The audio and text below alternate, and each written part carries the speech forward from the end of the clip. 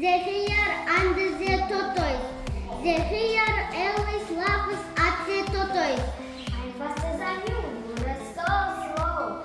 I'm the fastest animal of all. As the animals are tired of listening to the hare. Then one day the tortoise says to the hare, You are running.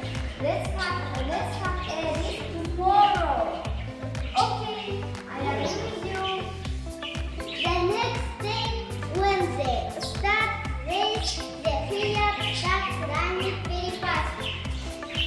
Soon he is far ahead of the tortoise. It's a very sunny day and the hare is very hot. Oh, good! A tree. I can rest under it. After hours later, the tortoise passes the sleeping hare. Suddenly, the hare opens his eyes and looks around. He sees the tortoise at the finish line. Tortoise. The tortoise is the winner.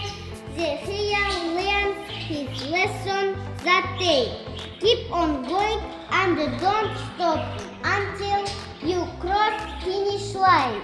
In the role of a tortoise, Mirza Kuzarayana.